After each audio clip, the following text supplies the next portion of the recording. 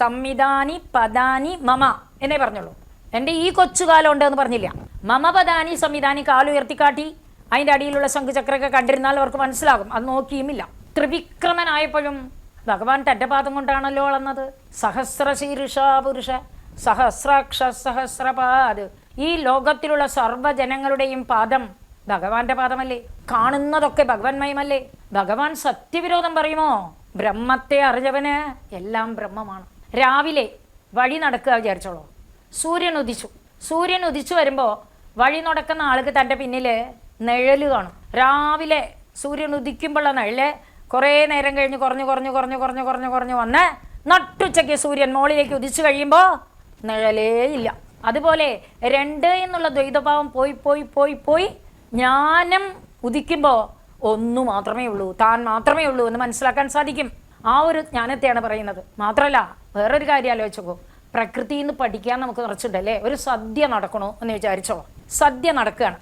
ഇലയിട്ടു, വിളമ്പാൻ തുടങ്ങി. വിളമ്പാകുമ്പോൾ എന്താ, ഈ കിച്ചടി പച്ചടി കറി ഓളൻ കാലൻ എന്നൊക്കെ പറഞ്ഞ് എല്ലാം അങ്ങനെ ഓലനും കാളനും ഒക്കെ വിളമ്പുകയാണ്. അത് കഴിഞ്ഞ് സാമ്പാറും കൊണ്ട് ഒഴിക്കുകയാണ്. ആകെ ബഹള. എനിക്ക് കുറച്ചുകൂടി, എനിക്ക് എരിശ്ശേരി ഒഴിക്കൂ, എനിക്ക് സാമ്പാർ ഒഴിക്കൂ, എനിക്ക് ഈ കഷ്ണം കുറച്ചിടൂ, കഷ്ണമായിട്ടിട്ടാൽ മതി എന്നൊക്കെ പറയും. വാസ്തവത്തിൽ എന്താണ്? അഹന്ത, ഈഗോ. ഇതോടുകൂടിയാണ് ഓരോ മനുഷ്യനും ജനിക്കുന്നത് അല്ലേ? ഈഗോ എന്ന് പറയുമ്പോൾ താൻ എന്നാണ് തമിഴിൽ പറയാ. കഷ്ണത്തിന്, കൂട്ടാനിലുള്ള കഷ്ണത്തിന് താൻ എന്ന്. ഈഗോ പറയുമ്പോൾ താൻ എന്ന ഭാവം അല്ലേ?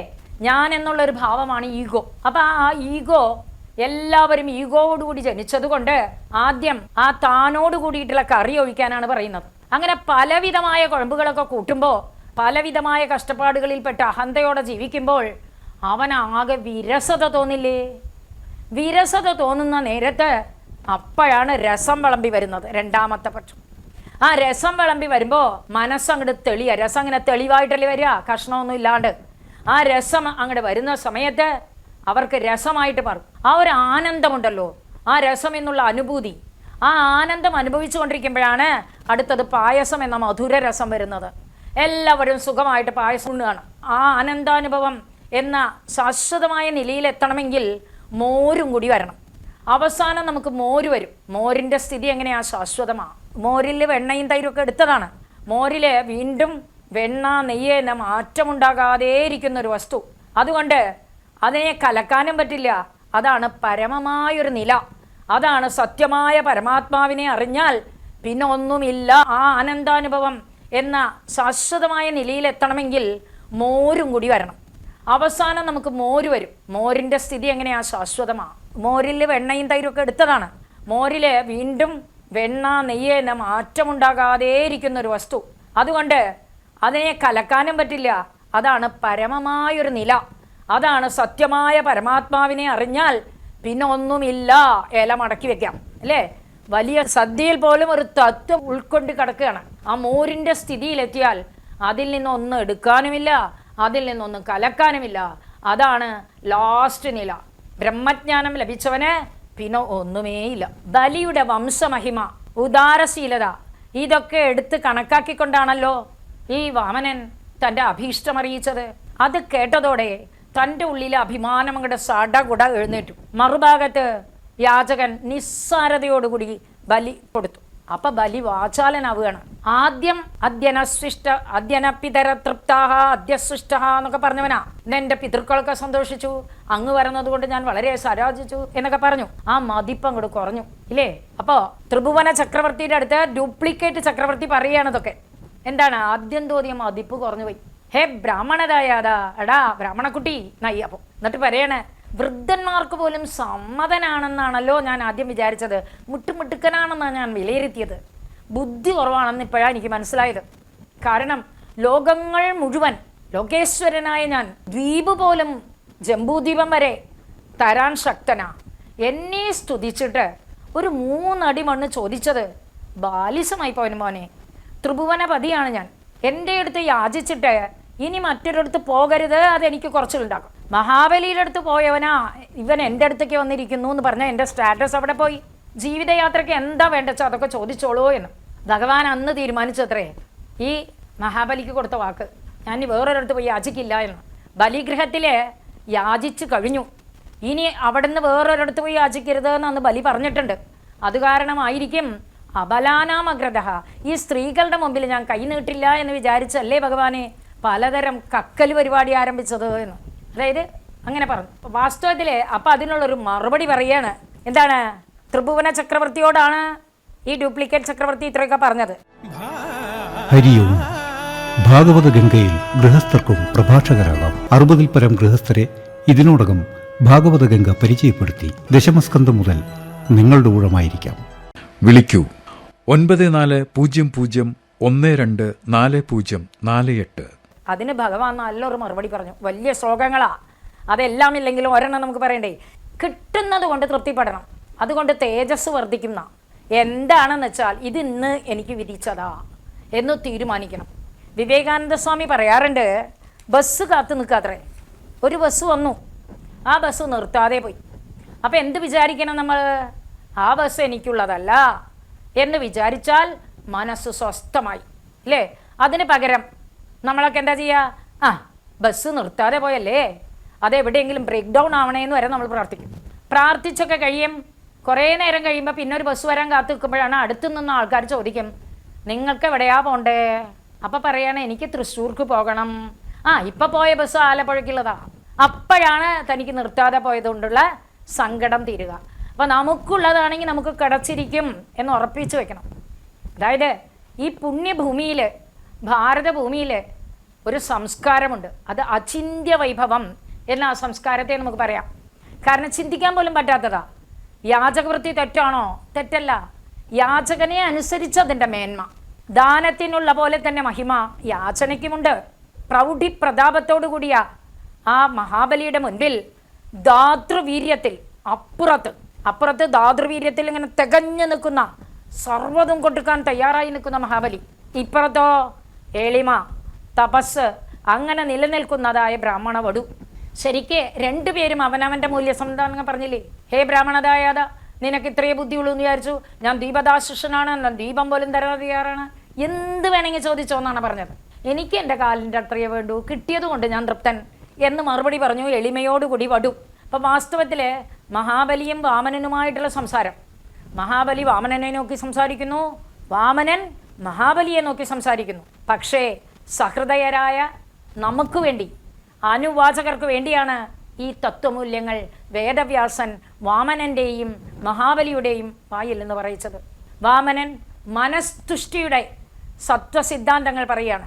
എന്താണ്? ജിതേന്ദ്രിയനാകണം എന്ന്, മനുഷ്യനെ ഇന്ദ്രിയങ്ങളെ ജയിക്കണമെന്ന്. അല്ലെങ്കിൽ മൂലകു അല്ലെ, എന്ത് ഇഷ്ട വസ്തു വേണമെങ്കിൽ കിട്ടിക്കോട്ടെ, തൃപ്തി അനുഭവപ്പെടില്ല. നമുക്ക് തൃപ്തിയുണ്ടോ? നമ്മളൊരു ഹോട്ടലിൽ ചെന്നു, ഭക്ഷണം ഓർഡർ ചെയ്തു, ഭക്ഷണം വന്നു, കുറേ നേരം കഴിഞ്ഞാണല്ലോ ഭക്ഷണം വരിക. അത് കഴിക്കാൻ പുറപ്പെട്ടപ്പോഴാണ് അടുത്ത മേശയിൽ നോക്കുന്നത്, അവർ വെറൈറ്റി ആയിട്ടുള്ള വേറെ ഭക്ഷണം കഴിക്കുന്നു. അപ്പം തന്നെ നമുക്കിത് മടുത്തു. ഓ, അത് പറയായിരുന്നു. ഇതാണ് നമ്മളുടെ മനോഭാവം. അതുകൊണ്ട് മനസ്സ് എന്താണ് വേണ്ടത്? തൃപ്തി എന്നുള്ളത് വേണം. എളിമയാണ് മഹത്വത്തിൻ്റെ ലക്ഷണം. അതാണ് മേൽക്കുമേൽ അഭിവൃദ്ധിക്കുള്ള വഴി. 3 അടി കൊണ്ട് സന്തോഷം തോന്നാത്ത ഒരു മനസ്സ് ദ്വീപുകൾ ലഭിച്ചാലും തൃപ്തിപ്പെടുമോ? അത്യാഗ്രഹമാണ് സന്തോഷമില്ലായ്മയ്ക്ക് കാരണം. അതിനെ മനുഷ്യ മനസ്സിനുള്ള ബന്ധനം, ഉക്കൻ ചങ്ങല, അത് നമ്മുടെ കാലിൽ കെട്ടിയിട്ടുള്ള നികടം ചങ്ങലയാണെന്ന് കരുതിക്കോളൂ. എതിർച്ചയാ കിട്ടുന്നത് കൊണ്ട് തൃപ്തിപ്പെടുന്നതാണ് ആ ചങ്ങല മുറിക്കാനുള്ള വഴി. എതിർച്ചാലാഭത്തിൽ സന്തോഷിക്കുന്ന ബ്രാഹ്മണ തേജസ് അത് ഉത്തരോത്തരം വിളങ്ങും എന്ന്. ഒരു കൊച്ചു ഹൃദയത്തിൽ പോലും ഈ സാരഗർഭമായ വാക്കുകൾ ഒരു മാറ്റം വരുത്തില്ലേ? തൻ്റെ വാക്കിൽ തന്നെ ഉറച്ചു നിന്നു ബ്രാഹ്മണകുമാരൻ. കബീർദാസ് പറയും, സായി ഇത്നാ ദീജിയേ ജാമേ കുടുംബ സമായി മേംബി ഭൂഖാ നാരഹും സാധു ന ഭൂഖാ ജയ്. സ്വാമി, എനിക്ക് ഇത്ര തന്നാൽ മതി, അതുകൊണ്ട് ഞാൻ എൻ്റെ കുടുംബം പുലർത്തണം, ഞാനും വിശക്കാതിരിക്കണം, അത്രക്കേ വേണ്ടൂ എന്ന്. ആ ഒരു പാരമ്പര്യമാണ് ഭാരതത്തിലുള്ളത്. ഏതു സമ്പത്തായിക്കോട്ടെ, ഏതു വിഭവമായിക്കോട്ടെ, ആവശ്യത്തിനേ ആകൂ. അതിൽ കവിഞ്ഞാൽ അനർത്ഥം. നമുക്കൊരു പഴമൊഴിയില്ലേ, അതി സർവത്ര വർജയൻ, അധികമായാൽ അമൃതും വിഷമെന്ന്. അതുകൊണ്ട് സന്തുഷ്ടിയുടെ ഗീതയാണ്. പക്ഷേ ഇതൊക്കെ കേട്ടപ്പോഴേക്കും മഹാബലിയിൽ തൻ്റെ ദാതൃമഹിമ, താൻ വലിയ ദാതാവാണെന്നുള്ള മഹിമയാണ് ഉയർന്നത്. യാചകൻ്റെ ബുദ്ധിശൂന്യത, നിരാശയായി, ഇത്രയേ ആൾ ചോദിച്ചുള്ളൂ, എന്തു വേണമെങ്കിൽ ഞാൻ കൊടുക്കായിരുന്നു എന്ന് വിചാരിച്ചു. അപ്പം എന്ത് ചെയ്തു? ഇച്ഛിക്കുന്ന പോലെ സ്വീകരിച്ചു കൊള്ളുക എന്നാണ്. എന്താ വാഞ്ചത പ്രതിഗൃഹ്യത, ആഗ്രഹിച്ചത് മേടിച്ചോളൂ എന്ന്. വടു പതുക്കെ ശുക്രാചാര്യരെ നോക്കി. അവിടെ വടുവിന് ഒരു കാര്യം നടത്തണം. കാരണം ഈ ശുക്രാചാര്യരാണ് ഈ തേജസ്സൊക്കെ ഉണ്ടാക്കി കൊടുത്തിട്ടുള്ളത്. ആ ഗുരുവിൻ്റെ കൃപ, കുരുത്വം എന്ന് നമ്മൾ പറയുന്ന ഭാഗം, അതുള്ളത് വരെ ഭഗവാൻ ഒന്നും ചെയ്യാൻ പറ്റില്ല. അപ്പം ഭഗവാൻ എന്ത് ചെയ്തു? ശുക്രാചാര്യരെ ഒന്ന് നോക്കി, ഒരു മായ കണ്ണനായിട്ട്, മായ സ്വരൂപത്തോടെ കണ്ടത് മനസ്സിലായി. എപ്പോഴാണോ മതി, എനിക്ക് 3 കാലടി മണി മതി എന്ന് പറഞ്ഞത്, ഇവൻ ബ്രാഹ്മണ കുമാരനല്ല എന്ന് ഉറപ്പിച്ചു. എന്താ കാരണം? എന്തു കൊടുത്താലും തൃപ്തിപ്പെടാത്തവരാ അല്ലേ? എന്തു കൊടുത്താൽ വണ്ടിക്കൂലിക്കും കൂടി ഒന്ന് തന്നാൽ കൊള്ളാമെന്ന് പറയും. തൃപ്തി എന്നുള്ളത് ബ്രാഹ്മണനില്ല. അപ്പം തൃപ്തി വരാത്തവനാണ് ഈ ബ്രാഹ്മണകുമാരനിവിടെ. തൃപ്തി എന്ന് പറഞ്ഞില്ലേ, അതുകൊണ്ട് ഇവൻ നിസ്സാരക്കാരനല്ല. പിന്നെ ചെറിയ കുട്ടിയായിട്ട് വന്നിട്ടുണ്ടല്ലോ എന്ന് പറഞ്ഞാൽ അണോരണീയാൻ മഹത്തോ മഹിയാൻ, അതാണ് ഭഗവാന്റെ സ്വരൂപം. അണുവിനും അണുതാണ്, വലുതിലും വലുതാ. അപ്പം ഈ രൂപം, അപ്പം ശുക്രാചാര്യർ മഹാവിഷ്ണു ആണെന്ന് തിരിച്ചറിഞ്ഞു. ദേവാനാം കാര്യസാധ, സൂത്രകാരൻ വന്നിരിക്കുന്നു, പിടിച്ചു കിട്ടി. സൂത്രകാരനാണെന്ന് മനസ്സിലാക്കി.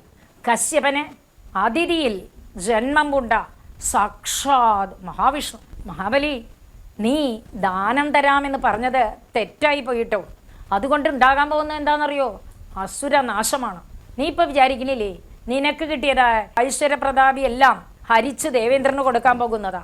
മാമാ ദേയം ഹരിരയം, ഇത് കൊടുക്കരുത്, ഇത് ഹരിയാണ്, നിന്റെ നിന്ന് പിടിച്ചു പറിച്ച് ഇന്ദ്രന് കൊടുക്കാനുള്ള പരിപാടിയാണ് എന്ന് പറഞ്ഞു കൊടുത്തു. അപ്പോഴും ഒരു മാറ്റവും ഇല്ല. കുറച്ചുകൂടെ സന്തോഷം. ആരുടെ മുഖത്ത്? മഹാബലിയുടെ. വന്നിരിക്കുന്നത് ഹരിയാണോ? ഓ, ഞാൻ ധന്യൻ. ഭഗവാനെ, എനിക്ക് നിങ്ങൾ ഈശ്വരനെ കാണിച്ചു തന്നില്ലേ? ഗുരുവാണ് ഈശ്വരനെ കാണിച്ചു തരിക. അങ്ങെനിക്ക് ഈശ്വരനെ കാണിച്ചത് കൊണ്ട് ഞാൻ വളരെ തൃപ്തൻ എന്നാണ് ഭാവം കണ്ടത്. അപ്പം പറഞ്ഞു, ഞാനല്ലേ നിന്റെ ഇന്നത്തെ സ്ഥിതിക്ക് ഉത്തരവാദി.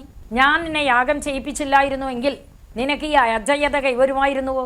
നീ തെണ്ടും കിട്ടോ. എല്ലാം ദാനം ചെയ്യുന്നത് ഒരിക്കലും സ്തുത്യർഹമല്ല. 3 ലോകവും 2 അടികളെ കൊണ്ട് ഇവൻ എടുക്കാൻ പോകുന്നു.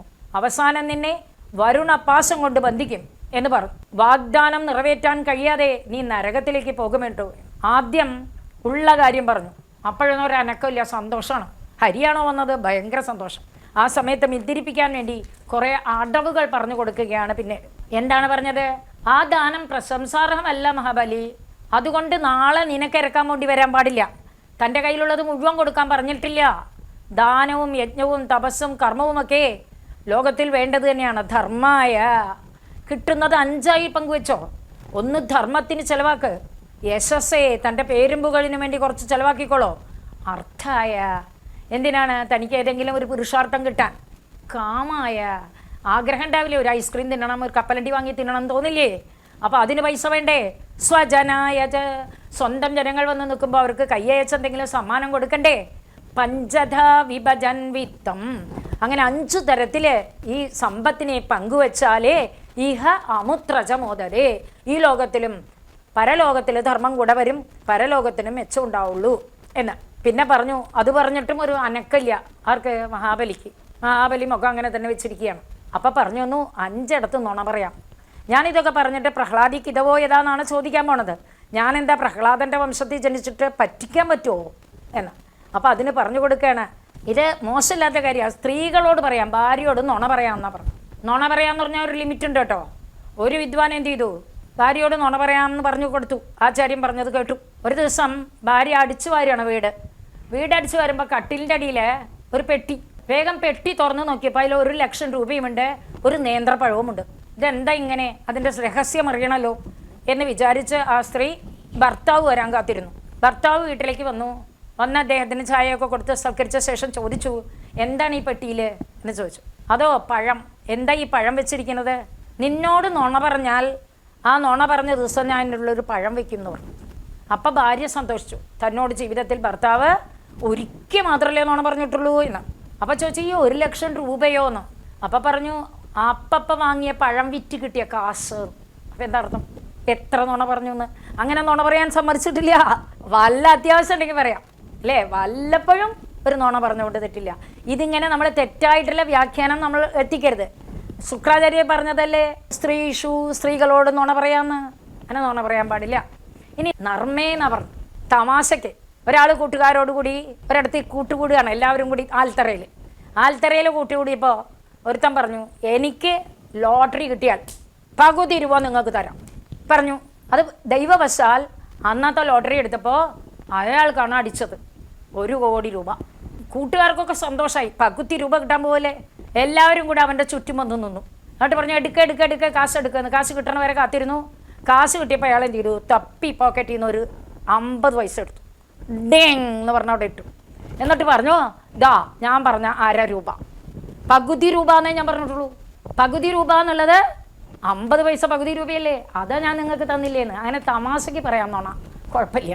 പിന്നെ പറഞ്ഞു, വിവാഹേജ 1000 നുണ പറഞ്ഞാൽ ഒരു കല്യാണം നടത്താമെന്നൊരു നിയമമാണ്. ഒരു ദല്ലാള് വന്നു, ഒരു വീട്ടിൽ വന്നു പറഞ്ഞു, നിങ്ങളുടെ മകളെ കല്യാണം കഴിച്ചു കൊടുക്കാം, അന്നവസ്ത്രത്തിന് ബുദ്ധിമുട്ടില്ല കേട്ടോ എന്ന് പറഞ്ഞു. അപ്പോൾ ഇവരും വിചാരിച്ചു അന്നത്തിനും വസ്ത്രത്തിനും ബുദ്ധിമുട്ടില്ലെങ്കിൽ പിന്നെ എന്താ, അന്നത്തേക്ക് ചെറിയ ചെറിയ ആഗ്രഹങ്ങളാണ് അച്ഛനമ്മമാർക്ക്. വേഗം തന്നെ മകളെ കല്യാണം കഴിച്ചു കൊടുത്തു. മകൾ കല്യാണം കഴിഞ്ഞ് പോയത് തിരുച്ചിനാപ്പള്ളിക്കാണ്. തൃശ്ശിയിലൊക്കെ എന്താണെന്ന് വെച്ചാൽ അമ്പലത്തിൽ അന്നം കൊടുക്കും, ശർക്കര പൊങ്കൽ, തൈരും ചോറ് അല്ലെങ്കിൽ പുളിയും ചോറൊക്കെ കൊടുക്കും. അതിന് ഇലയൊന്നും കൊടുക്കില്ല. അപ്പോൾ വീട്ടിൽ നിന്ന് അവരെന്ത് ചെയ്യിച്ചാൽ കൊച്ചു കർച്ചീഫ് കൊണ്ടുപോകും. ഒരു കർച്ചീഫിൽ ഈ ചോറ് 3 കർച്ചീഫ് വേണം ഒരാൾക്ക്. ആ വീട്ടിലുള്ളവരൊക്കെ അത് കൊണ്ടുപോകും. വന്ന് ഭക്ഷണം കഴിച്ചു കഴിഞ്ഞാൽ അത് നന്നായിട്ട് കഴുകി മടക്കി പെട്ടിയിൽ വയ്ക്കും. അതിന് അന്നവസ്ത്രം എന്നാ പേര്. ഈ കല്യാണം കഴിഞ്ഞ് പോയ കുട്ടി കണ്ടു, അന്നവസ്ത്രത്തിന് ബുദ്ധിമുട്ടില്ല എന്ന് പറഞ്ഞാൽ എന്നും അമ്പലത്തിൽ പോയാലേ ഊണുള്ളൂ. ഇതെന്ത് മര്യാദ? വേഗം തന്നെ ആ ബ്രോക്കറിനെ, ദല്ലാളിനെ കോളറിന് പിടിച്ചു, ചോദിച്ചു. അപ്പം അദ്ദേഹം പറഞ്ഞു, ഞാൻ പറഞ്ഞതിൽ തെറ്റില്ലല്ലോ, അന്നവസ്ത്രത്തിന് മുട്ടില്ല എന്നല്ലേ പറഞ്ഞുള്ളൂ, ഇത് അന്നവസ്ത്രമാണ്, ആ 3 പെട്ടിയിൽ നിറച്ച അന്നവസ്ത്രമാണെന്ന്, കർച്ചീഫേ. അപ്പം നുണ പറഞ്ഞിട്ടും കല്യാണം നടത്തുന്ന അല്ലേ. പണ്ടൊക്കെ കുയിൽ പോലെ പാടെന്ന് പറയും. ആ പാട് കുയിൽ പോലെയാണോ എന്നുള്ളത് കാക്കേ കൂടെ എവിടെയേ പാടാൻ കിട്ടുള്ളൂ. പക്ഷെ പറയുമ്പോൾ അങ്ങനെ പറയാ, പെൺകുട്ടി നന്നായി പാടുമായിരിക്കും വിചാരിച്ച പിന്നീട് അവർക്ക് അവരുടെ പാടാൻ. കൂട്ടം തെറ്റിയാൽ വീണ്ടും കണ്ടുമുട്ടാൻ നിങ്ങളുടെ വഴികാട്ടി അടയാളക്കോൽ ദണ്ഡിക തീർത്ഥയാത്രകൾക്ക്, സംഘയാത്രകൾക്ക്, തിരക്കേറിയ ഇടങ്ങൾക്ക് അനിവാര്യം. യാത്ര ശാന്തമാക്കൂ, കൂട്ടം ഒത്തുചേർക്കൂ, ദണ്ഡിക ഉപയോഗിക്കൂ. വിളിക്കൂ 9188182384 9400124048. നെല്ലിന്റെ ചുവന്ന ഉമിയിൽ നിന്നും തയ്യാറാക്കിയ പ്ലേറ്റുകൾ. നിങ്ങൾക്കും പ്രകൃതിക്കായി കൈകോർക്കാം. കൈ തൊടാതെ കൈമാറുന്ന പരിശുദ്ധി. ചെറിയ മാറ്റങ്ങൾ പുതിയ നാളേക്കായി. ഒറ്റത്തവണ ഉപയോഗം, ശേഷം കാലിത്തീറ്റയായോ ജൈവവളമായോ ഉപയോഗിക്കാം. 100% മണ്ണിൽ അലിഞ്ഞു ചേരുന്നത്. ഇന്ത്യയിലെവിടെയും കൊറിയർ മുഖേന എത്തിച്ചു നൽകുന്നതാണ്. വിളിക്കൂ 9188182384. ഭാഗവതഗംഗ ഒരുക്കുന്നു കൊങ്കണ ബ്രാഹ്മണരുടെ പുണ്യഭൂമിയിലേക്ക് ഒരു ഗോവൻ തീർത്ഥാടനം. ഗോവ പോർച്ചുഗീസുകാരുടെ അധിനിവേശത്തിൽ തകർന്ന പുണ്യയിടം, ഗോമേതകത്തിന്റെ നാട്. ഹൈന്ദവരാൽ സമ്പന്നമാണ് ഇന്ന് ഗോവ. പഞ്ചാര മണൽത്തിട്ടകളുള്ള കടൽ തീരങ്ങൾ. ഈ വേനലവധിക്കാലം മക്കളോടൊപ്പം ഇവിടെ ചിലവഴിക്കാം. ആദ്യ യാത്ര 2026 മാർച്ച് 27-ന്. തുടർന്ന് ഏപ്രിൽ 6, 16, 21, 29, മെയ് 5, 11. വിളിക്കൂ 9188182384. ഹരേ കൃഷ്ണ. ഹരി ഓം. ഭാഗവതഗംഗ ഒരുക്കുന്ന വൃന്ദാവൻ തീർത്ഥയാത്ര മെയ് മാസം മുതൽ ആരംഭിക്കുന്നു. രാജസ്ഥാനിലെ ആദിബദരി, കേദാർനാഥ്, ഗംഗോത്രി, യമുനോത്രി എന്നീ പുണ്യയിടങ്ങൾ കൂടി ഉൾപ്പെടുത്തി ഒരു സമ്പൂർണ്ണ വൃന്ദാവൻ തീർത്ഥയാത്ര. വിളിക്കൂ 9400124048. 9188182384.